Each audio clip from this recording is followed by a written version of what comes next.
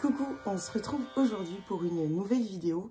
Ça fait longtemps que j'avais l'idée de ce format un petit peu différent pour vous parler comme ça, un petit peu à cœur ouvert de livres que j'ai lus. Ça peut être il y a une semaine, comme ça peut être il y a 3, 4 ans, 5 ans, 10 ans, et qui m'ont marqué pour des raisons totalement différentes. Et c'est vrai qu'en fait, souvent, je me fais un petit thé, je me fais un petit café, un chocolat chaud, et je trouve que c'est sympa de partager ce moment. J'aime bien le faire et papoter avec des copines au téléphone. Et je me suis dit, pourquoi pas papoter avec vous sur YouTube et donc vous parler un petit peu de ces livres qui m'ont marqué, des livres dont j'ai pas parlé récemment, et puis qui sont déjà sortis il y a quelques temps, qui sont donc sortis au format poche, parce que là, je vais vous parler de 4 romans qui sont sortis en grand format dans plusieurs maisons d'édition. Donc voilà, j'ai hâte de papoter avec vous. J'espère que ce petit rendez-vous va vous plaire.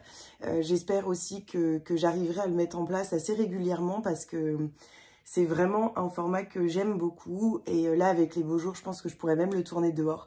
Et donc, ce sera encore mieux, parce que c'est mon spot préféré pour boire un thé et papoter. C'est sur mon balcon. Donc, on verra ça peut-être pour la prochaine vidéo. En tout cas, voilà, je me prépare mon petit thé dans ma super tasse Amsterdam. C'est un thé qui nous a été offert par Hurlevent, c'est The Pie Shop, je crois, que j'adore. C'est un thé que j'adore. C'est un thé vert Earl Grey qui est juste super bon. Et je me suis offert une tasse quand je suis allée à Amsterdam.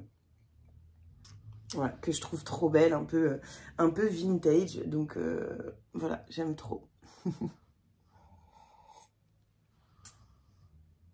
Bien sûr, j'ai mis thé, mais je pense que la prochaine fois, ce sera sûrement café, parce que je suis quand même un peu plus café. Et on va peut-être commencer tout de suite par papoter un petit peu lecture. Récemment, j'avais prêté un roman à un ami à moi qui me l'a rendu pour que je puisse justement vous en parler, parce que je sais pas, il me trottait dans la tête et j'avais envie de vous en reparler de ce livre. Il s'agit de Le démon de la colline aux loups de Dimitri Rouchon-Bory. C'était, je crois, son premier roman et il était publié chez Tripod. Et je me demande s'il n'est pas sorti en poche justement dans cette maison d'édition aussi. C'est un livre, vous voyez, j'avais corné plein de pages. C'est vraiment un ovni littéraire, un livre sans vraiment de ponctuation dans les phrases, à part des points. Mais voilà, un livre qui m'a fait me sentir étrange, parce que l'ambiance est assez sombre et nous emmène dans quelque chose de très étrange. J'avais eu d'ailleurs une discussion avec l'auteur, mais je vous en parlerai justement juste après. Donc comme je vous le disais, l'écriture elle est assez étrange, il n'y a pas de ponctuation. Au départ, ça m'avait un petit peu perturbée, et puis je me suis rendu compte à quel point cette écriture était l'essence même de ce roman, et ce qui en faisait un vrai bijou, un vrai ovni littéraire.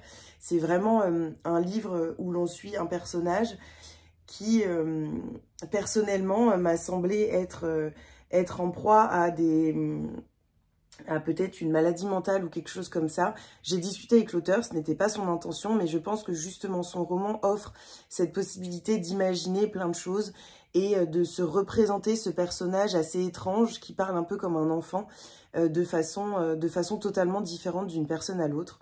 C'est vraiment une écriture. L'auteur m'avait dit cette phrase, que l'écriture, il ne l'avait pas pensée, qu'elle s'était imposée à lui. Et je pense que ça n'aurait pas pu être autrement, tellement cette écriture est authentique, comme balancée comme ça sur le papier. Et voilà, c'est vraiment assez fort. On rencontre donc un personnage qui s'appelle Duke et qu'on a envie de serrer dans les bras, qu'on a envie d'accompagner, qui est dans cette petite cellule et qui nous raconte sa vie, ses traumatismes, toutes les horreurs qu'il a pu subir. Et voilà ce qui a fait qu'il en est là aujourd'hui, qu'il est arrivé ici aujourd'hui dans cette petite cellule. Et il nous parle justement de ce démon de la colline aux loups, ce démon qui l'habite, qui le hante, qui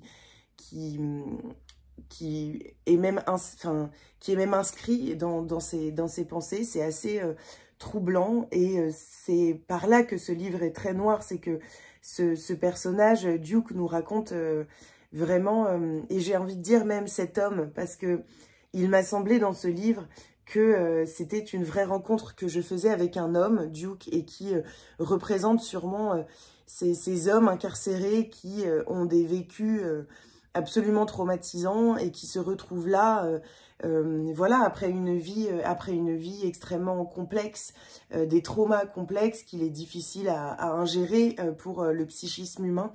Et c'est un livre que j'ai trouvé justement, et c'est peut-être pour ça aussi qui m'a touchée en tant que psychologue, c'est que j'ai trouvé la psychologie du personnage extrêmement bien faite et extrêmement complexe, reflétant en fait la complexité de l'être humain, la complexité de nos pensées, de notre âme. Et c'est voilà, c'est vraiment un roman qui est brillant.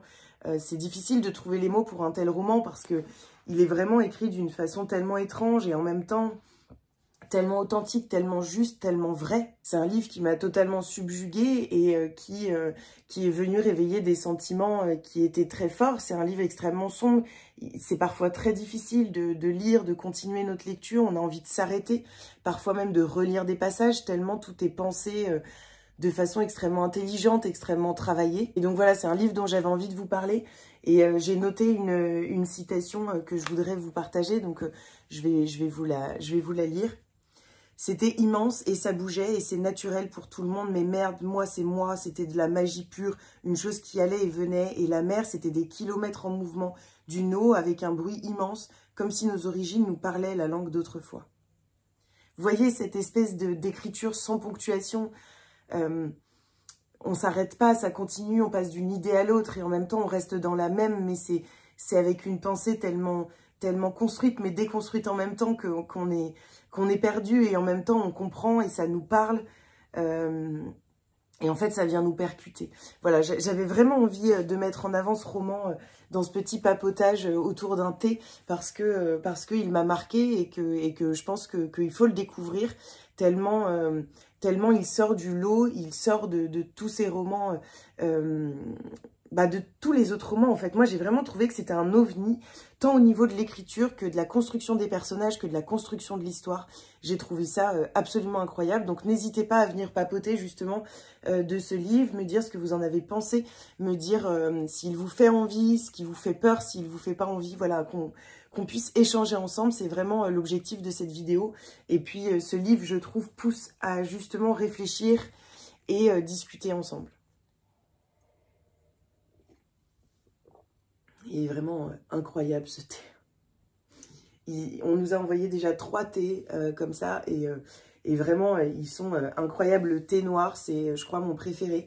Et puis il y a un thé à la vanille qui est excellent aussi. Enfin vraiment, je suis fan de cette petite boutique.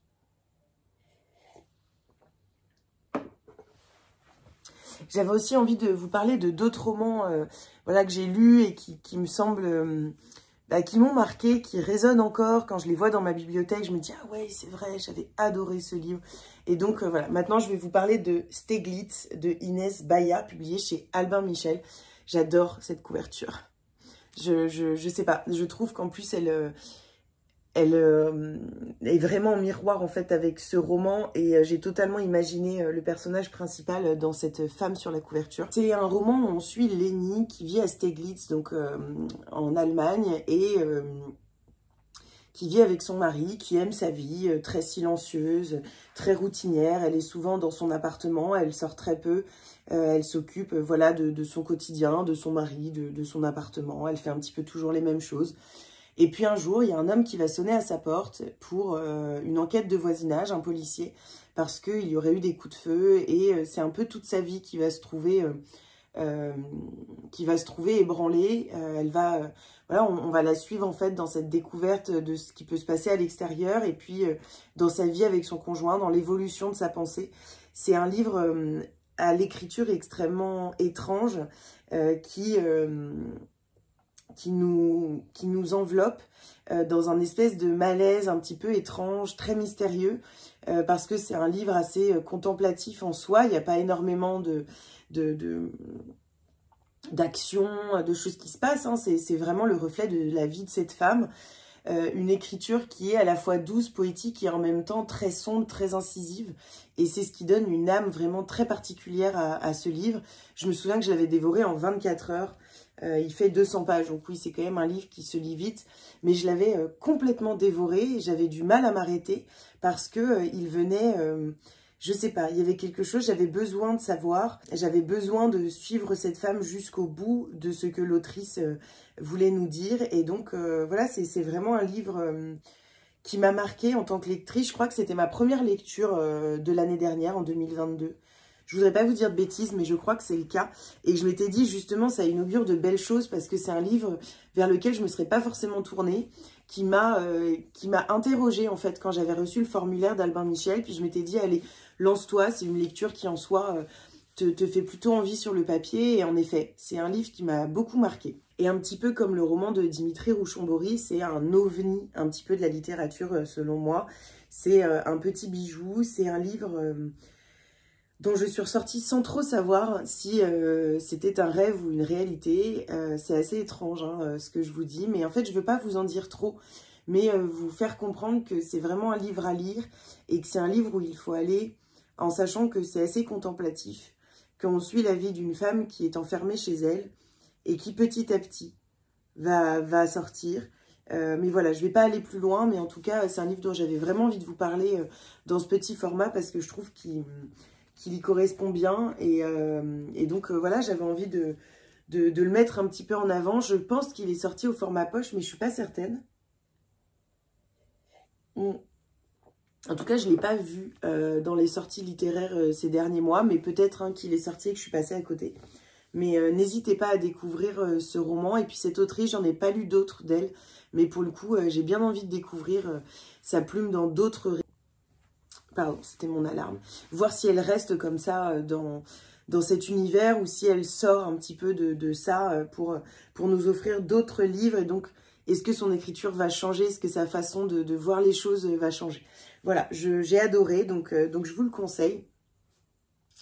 Je voudrais également vous parler d'un livre. Alors, on part là sur un autre, un peu une autre littérature. Il s'agit de L'homme battu de Olivia Coudrin. C'est publié au Cherche Midi. Et c'est un livre que j'ai trouvé en fait extrêmement nécessaire. C'est un roman où l'on suit Justine, une jeune femme qui va perdre son père. Ce père qu'elle méprisait, qui était sous l'emprise d'une mère autoritaire et violente. Et en fait, le décès de ce père, de son père, va mettre en lumière un petit peu toutes les violences conjugales qu'il a subies. Et c'est un livre que j'ai trouvé très fort et très important parce qu'on parle beaucoup des violences faites aux femmes et c'est extrêmement important d'en parler. Et c'est pas moi qui vais vous dire le contraire. Voilà, les chiffres des violences faites aux femmes n'ont rien à voir avec les chiffres sur les violences faites aux hommes. Mais ça existe et c'est extrêmement important de le prendre en compte parce que toute forme de violence est néfaste, toute forme de violence est à proscrire. Et donc les violences sur les hommes aussi. Et ce livre vient mettre aussi en lumière l'extrême difficulté pour les hommes de parler de cette violence subie, de pouvoir y mettre fin tout simplement parce que le patriarcat ne fait pas que du mal aux femmes, il fait également du mal aux hommes. Il faut être viril, il faut être fort. Et voilà, les hommes qui sont soumis à leurs femmes dans une telle intensité comme est décrit dans ce livre, c'est forcément extrêmement compliqué de montrer ses faiblesses et de dire je suis un homme battu. C'est, je pense, peut-être encore plus difficile que pour une femme qui, dans notre société, est une personne qui, justement, peut subir des violences parce qu'elle est faible, parce qu'elle va se laisser faire pour ces choses-là.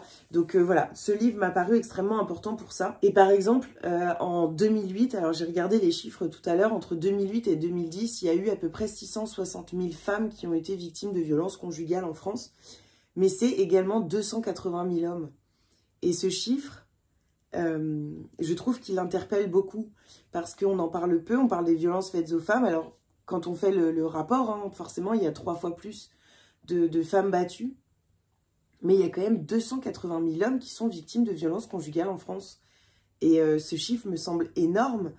Et il est bien le reflet de quelque chose qui est tu, qui n'est pas dit, dont on parle vraiment extrêmement peu. Et pourtant, c'est absolument nécessaire d'en parler. Et donc voilà, c'est aussi pour ça que je voulais mettre ce livre ici. C'est parce que c'est un livre qui m'a beaucoup parlé et qui m'a fait m'interroger et surtout qui m'a fait me rendre compte en fait de de ce phénomène et de l'ampleur de ce phénomène.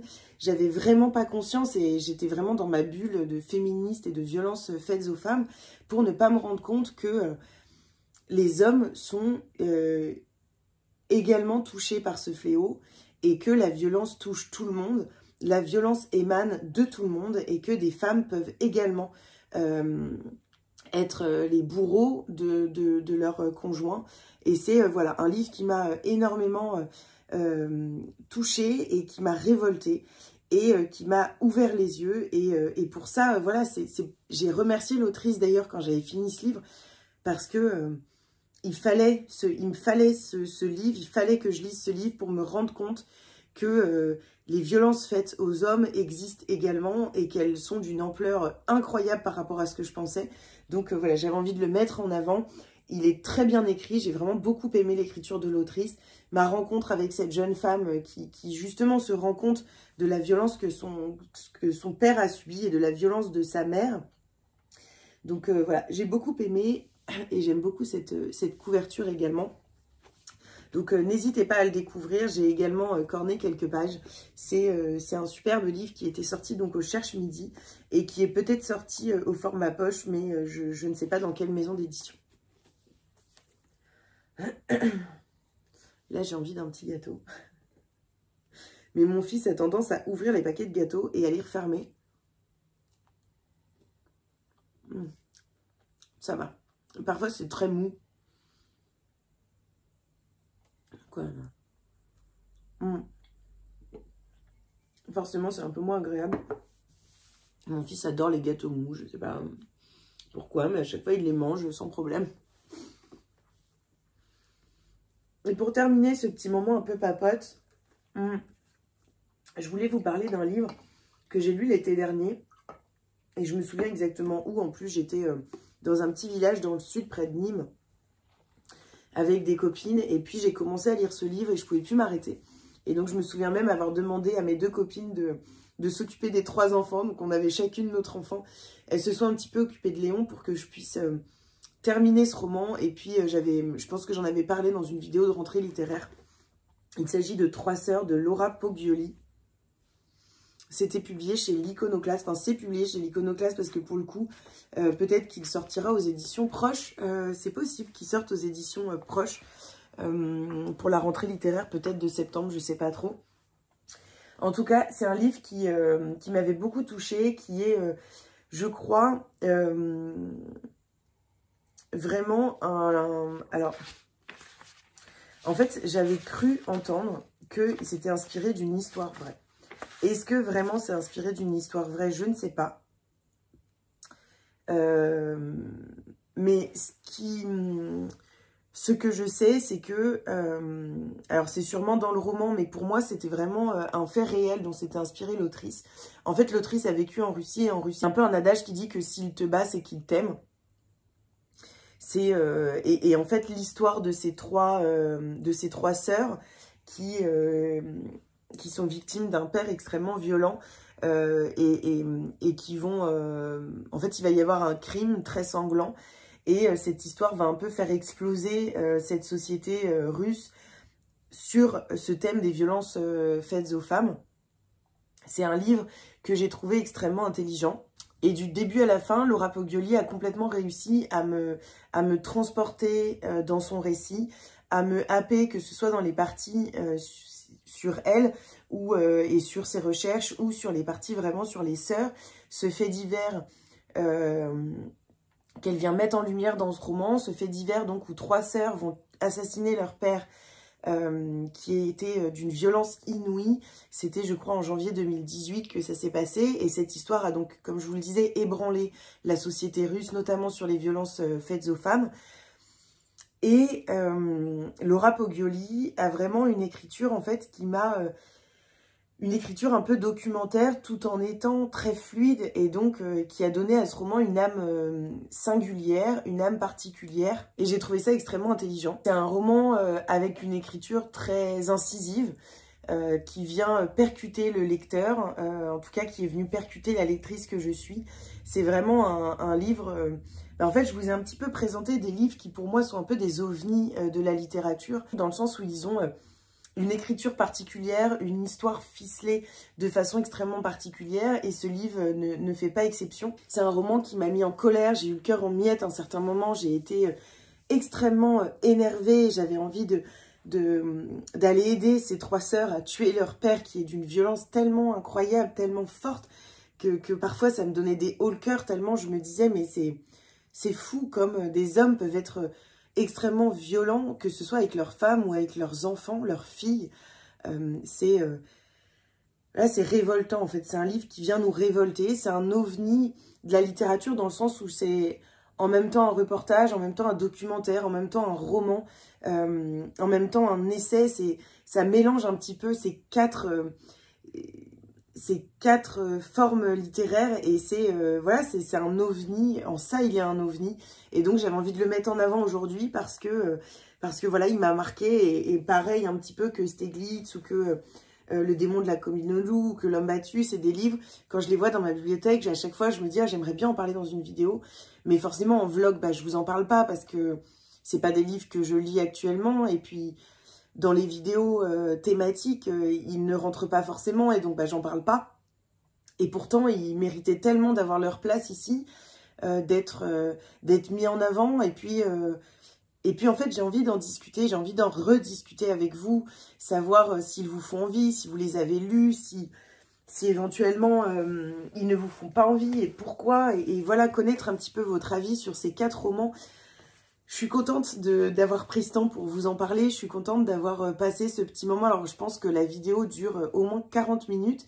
Je vais essayer de la couper un peu, mais c'est vrai que voilà, je bois mon thé et puis je papote avec vous. Et c'est trop cool en vrai. Et je pense que je referai ce format parce que, en fait, il y a des romans dont j'ai envie de vous parler. C'est des romans dans un genre totalement différent. Là, c'est un petit peu des ovnis de la littérature. Et puis, en fait, j'ai envie de vous parler, peut-être autour d'un chocolat chaud, de ces livres young adultes qui m'ont marqué, pas forcément dans ma jeunesse, mais justement qui m'ont marqué ces dernières années. Il y a plusieurs romans auxquels je pense, donc je pense que voilà, je vous reprendrai à un moment comme ça, où j'ai un petit peu de temps pour discuter avec vous de ces livres. Voilà, j'espère que ce format vous aura plu, que ce premier épisode de ce format vous aura plu. Je ne sais pas s'il y en aura un par mois, s'il y en aura plus, parfois peut-être moins. Je pense que vous avez vu qu'en ce moment, je fais des vidéos comme j'en ai l'envie. Et je pense que c'est ça qui est important. Je tourne des vidéos quand j'en ai envie, sur des thèmes que j'ai envie, en regardant ma bibliothèque comme ça, en me disant oui, j'ai envie de parler de ces romans. Tiens, est-ce que je ferais pas une vidéo sur ce thème? Est-ce que je ferais pas une vidéo un petit peu comme ça? Voilà, je pense en fait que j'ai besoin de ça. Les vlogs, j'adore ça et je pense que j'en ferai régulièrement. Mais j'en ferai pas toutes les semaines parce que bah, j'ai pas forcément le temps, j'ai pas forcément grand chose à vous dire. J'ai pas forcément grand chose à vous montrer. Et donc voilà, je fais un petit peu en fonction de mes envies, de mes goûts du moment. Et j'espère que vous appréciez ça. Donc voilà, n'hésitez pas à poser un petit like si vous avez aimé, à venir papoter avec moi parce que c'est vraiment l'intérêt de cette vidéo, et puis à partager sur les réseaux sociaux parce que c'est comme ça que la chaîne se fait connaître. Donc voilà, je vous fais des bisous et puis je vous dis à très vite pour une nouvelle vidéo.